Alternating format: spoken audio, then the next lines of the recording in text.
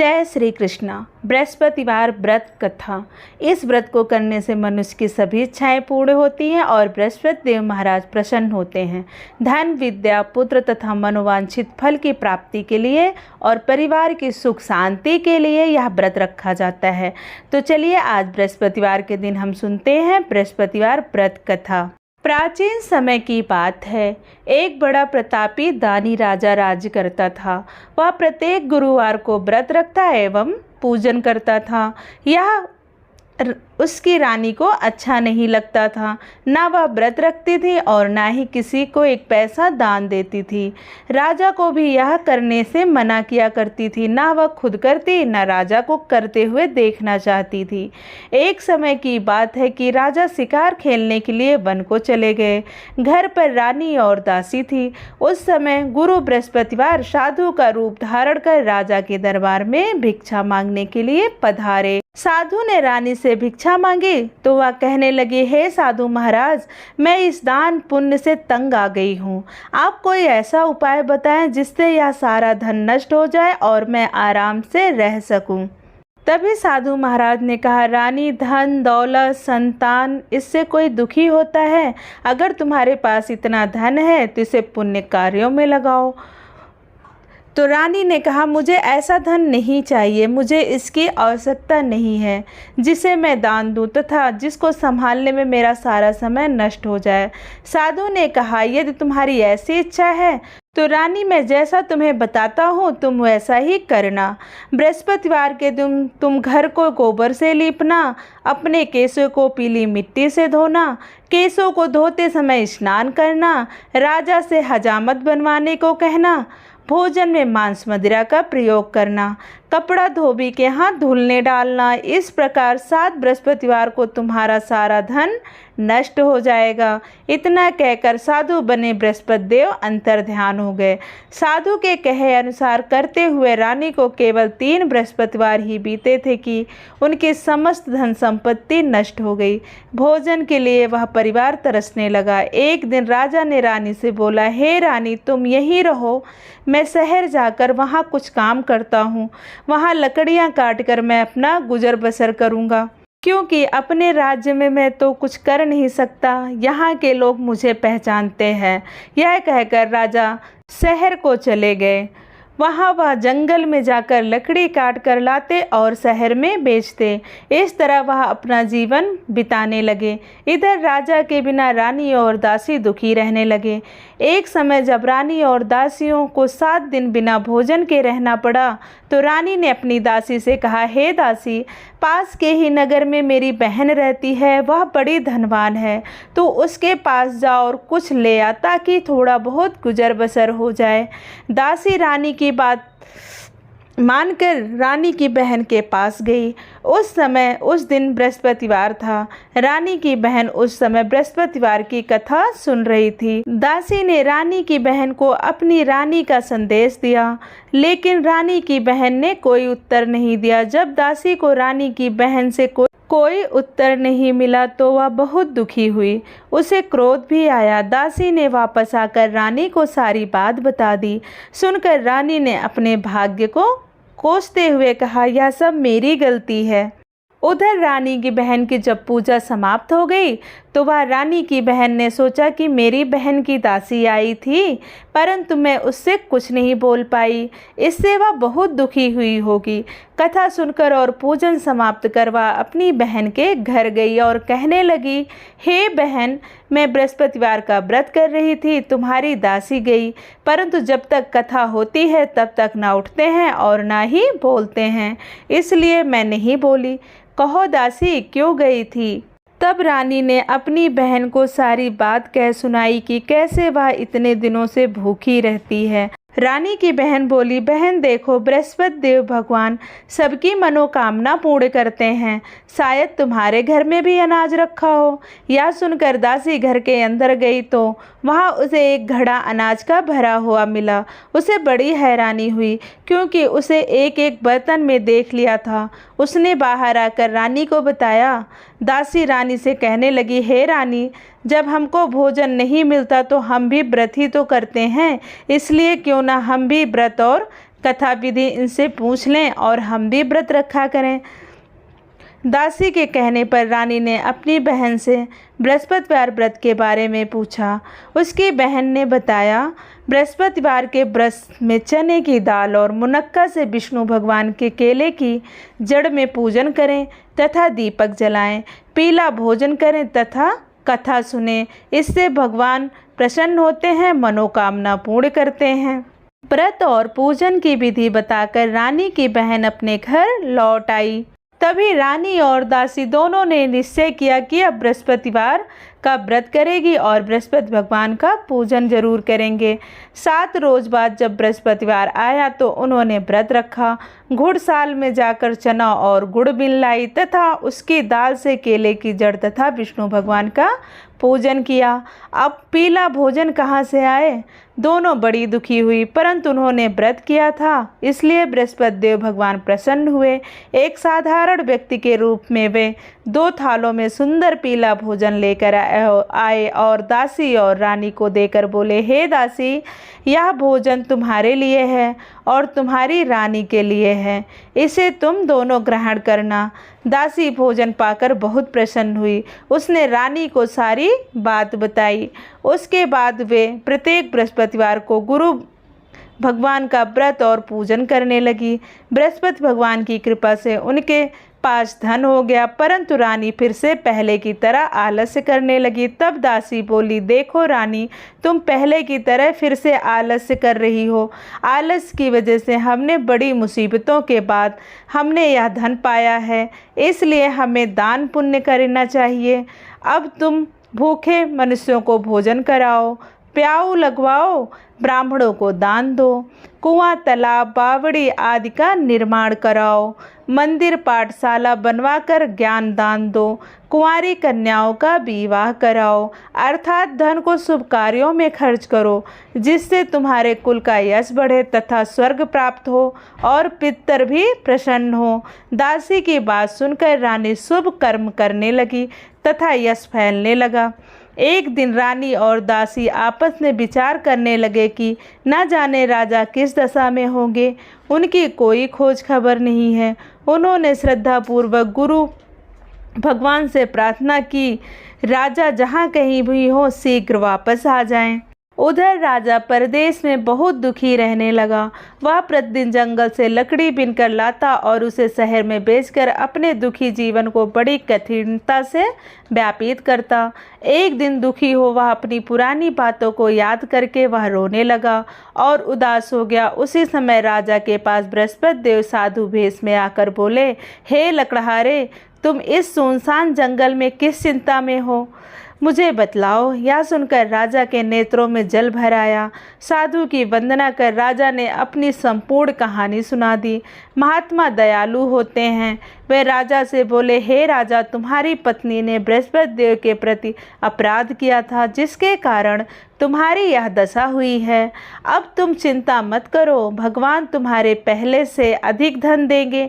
देखो, तुम्हारी पत्नी ने बृहस्पतिवार का व्रत प्रारंभ कर दिया है। अब तुम भी बृहस्पतिवार का व्रत करो।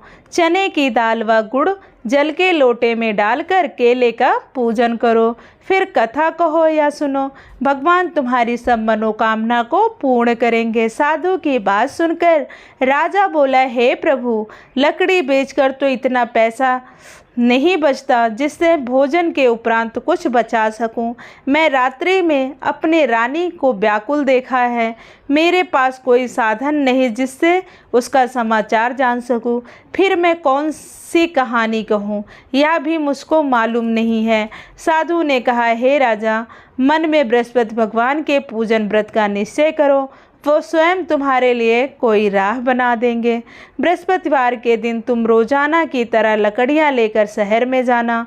तुम्हें रोज 2 गुना धन मिलेगा, जिससे तुम भली भांति भोजन कर लोगे तथा बृहस्पति देव की पूजा का सामान भी आ जाएगा। जो तुमने बृहस्पतिवार की कहानी के बारे में पूछा है वह इस प्रकार है। प्राचीन काल में एक बहुत ही निर्धन ब्राह्मण था। उसके कोई संतान न थी। वह नित्य पूजा पाठ करता। उसकी स्त्री न स्नान करती और न किसी देवता का पूजन करती थी। इस कारण ब्राह्मण देवता बहुत दुखी रहते थे। भगवान की कृपा से ब्राह्मण के यहाँ एक सुंदर कन्या उत्पन्न हुई। कन्या बड़ी होने लगी। प्रातः स्नान करके वह भगवान विष्णु का जप करती। बृहस्पतिवार का व्रत भी करने लगी।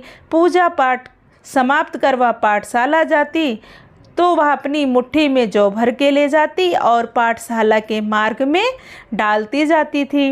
लौटते समय वही जो स्वर्ण के हो जाते तो वह उसको बिनकर घर ले आती। एक दिन वह बालिका सूप में उस सोने के जौ को फटकार कर साफ कर रही थी कि तभी उसकी माँ ने देख लिया और कहने लगी, बेटी, सोने के जौ को फटकारने के लिए तो सूप भी सोने का होना चाहिए। दूसरे दिन वह जौ को छींटते हुए जब पाठशाला जा रही थी तो उसने प्रार्थना की मन में, हे बृहस्पति देव, हमें जौ साफ करने के लिए सोने के सूप चाहिए। जब वह पाठशाला से लौटने लगी, वह जौ बिन रही थी, तब बृहस्पति देव की कृपा से उसे सोने का सूप मिला। परंतु उसकी माँ का वही ढंग रहा। एक दिन की बात है, कन्या सोने के सूप में जौ साफ कर रही थी। उस समय उस नगर का राजकुमार वहाँ से निकला। कन्या के रूप में और कार्य को देखकर वह उस पर मोहित हो गया। राजमहल आकर वह भोजन तथा जल त्याग कर उदास होकर लेट गया। राजा को जब राजकुमार द्वारा अन्न जल त्यागने का समाचार ज्ञात हुआ तो वह अपने मंत्रियों के साथ अपने पुत्र के पास गया। कारण पूछा कि वह किस कारण से अन्न जल त्याग रखा है। तो राजकुमार ने सारी बातें कह सुनाई कि वह किस तरीके से उस ब्राह्मण की कन्या से विवाह करना चाहता है। राजकुमार ने राजा को उस कन्या के घर का पता भी बता दिया। मंत्री उस लड़की के घर गया। मंत्री ने ब्राह्मण के समक्ष राजा की ओर से निवेदन किया। कुछ ही दिन बाद ब्राह्मण की कन्या का विवाह राजकुमार के साथ संपन्न हो गया। विवाह के बाद कन्या जैसे ही अपने पति के घर गई और कन्या के घर से जाते ही ब्राह्मण के घर में पहले की भांति गरीबी का निवास हो गया। एक दिन दुखी होकर ब्राह्मण अपनी पुत्री से मिलने गया।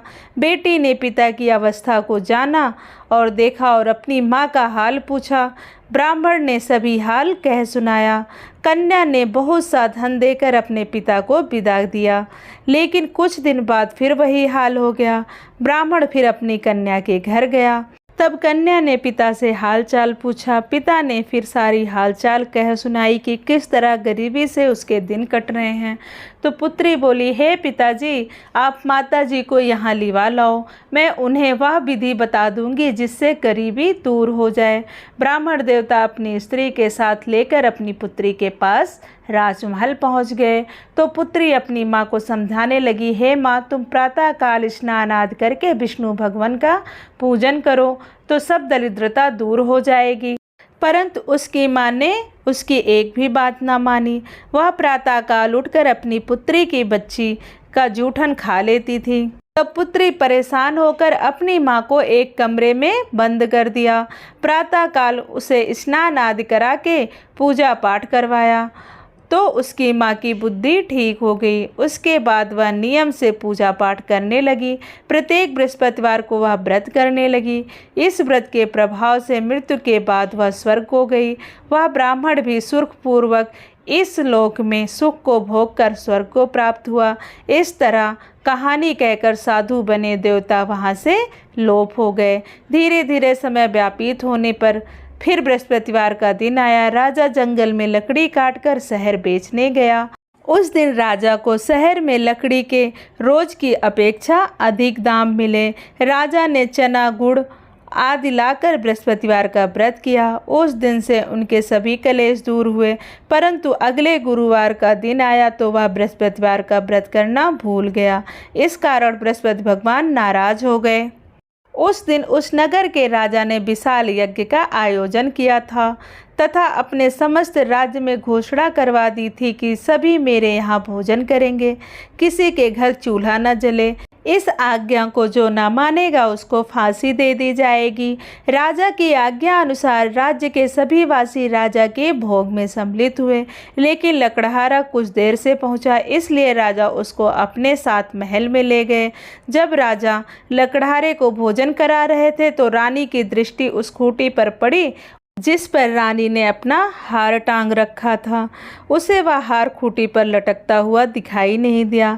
रानी ने निश्चय हो गया कि मेरा हार इस लकड़हारे ने चुरा लिया है। उसी समय सैनिक बुलाकर उसको जेल में डलवा दिया। लकड़हारा जेल में विचार करने लगा कि न जाने कौन से पूर्व जन्म के कर्म से मुझे यह दुख प्राप्त हुआ है, और जंगल में मिले साधु को याद करने लगा। तत्काल बृहस्पति देव साधु के रूप में प्रकट हो गए और कहने लगे, अरे मूर्ख, तूने बृहस्पति देवता की कथा नहीं की, उसी कारण तुझे यह दुख प्राप्त हुआ है। अब चिंता मत कर, बृहस्पतिवार के दिन तुझे जेल खाने के दरवाजे पर 4 पैसे पड़े मिलेंगे। उससे तू बृहस्पतिवार की पूजा करना तो तेरे सभी कष्ट दूर हो जाएंगे। अगले बृहस्पतिवार उसे जेल के द्वार पर 4 पैसे मिले। राजा ने पूजा का सामान मंगवाकर कथा कही और प्रसाद बांटा। उसी रात्रि बृहस्पति देव ने उस नगर के राजा को स्वप्न में कहा, हे राजा, तूने जिसे जेल में बंद कर रखा है उसे कल छोड़ देना, वह निर्दोष है। राजा प्रातःकाल उठ उस खूंटी पर हार टंगा देखकर लकड़हारे को बुला क्षमा मांगी तथा राजा के सुयोग्य सुंदर वस्त्र धारण करा के आभूषण भेंट करके उसे विदा किया। गुरुदेव की आज्ञा अनुसार राजा अपने नगर की ओर चल पड़ा। नगर पहुंचा तो उसे बड़ा ही आश्चर्य हुआ। नगर में पहले से अधिक बाग, तालाब और कुएं तथा बहुत से धर्मशालाएं, मंदिर आदि बने हुए थे। राजा ने पूछा कि यह किसका बाग और धर्मशाला है। तब नगर के सब लोग कहने लगे कि यह सब रानी और दासी द्वारा बनवाए गए हैं। राजा को आश्चर्य हुआ और गुस्सा भी आया कि उसकी अनुपस्थिति में रानी के पास इतना धन कहाँ से आया होगा। जब रानी ने यह खबर सुनी कि राजा आ रहे हैं तो वह उनसे अपनी दासी से कहा, दासी देख, राजा हमको कितनी बुरी हालत में छोड़कर गए थे, वह हमारी ऐसी हालत देखकर लौट ना जाएं, इसलिए तू दरवाजे पर खड़ी हो जा। रानी की आज्ञा अनुसार दासी दरवाजे पर खड़ी हो गई और जब राजा आए तो उन्हें अपने साथ महल में लिवा लाई। तब राजा ने क्रोध करके अपनी तलवार निकाली और पूछने लगा, बताओ यह धन तुम्हें कैसे प्राप्त हुआ। तब रानी ने सारी कथा कह सुनाई। राजा ने निश्चय किया कि मैं रोजाना दिन में 3 बार कहानी कहा करूँगा और रोज व्रत किया करूँगा। अब हर समय राजा के दुपट्टे पे चने की दाल और बंधी रहती तथा दिन में 3 बार कथा कहता। एक रोज राजा ने विचार किया, चलो अपनी बहन के यहाँ हो आऊँ। इस तरह का निश्चय कर राजा घोड़े पर सवार हो अपनी बहन के यहाँ चला दिया। मार्ग में उसने देखा कि कुछ आदमी एक मुर्दे को लिए जा रहे हैं। उन्हें रोककर राजा कहने लगा, अरे भाइयों, मेरी बृहस्पतिवार की कथा सुन लो। वे बोले, लो, हमारा तो आदमी मर गया, इसको अपनी कथा की पड़ी है। परंतु उसमें से कुछ भले लोग थे, वे बोले, चलो अच्छा कहो तुम अपनी कथा, हम भी सुनेंगे। राजा ने दाल निकाली और कथा कहनी शुरू कर दी। जब कथा आधी हुई तो मुर्दा हिलने लगा और जब कथा समाप्त हुई तो राम राम करके वह मुर्दा खड़ा हो गया। राजा आगे बढ़ा, उसे चलते चलते शाम हो गई। अब राजा को खेत में हल चलाता हुआ किसान मिला। राजा ने उससे कथा सुनने की आग्रह किया, लेकिन वह नहीं माना। राजा आगे चल पड़ा। राजा के हटते ही बैल पछाड़ खाकर गिर गए तथा किसान के पेट में बहुत तेज से दर्द होने लगा।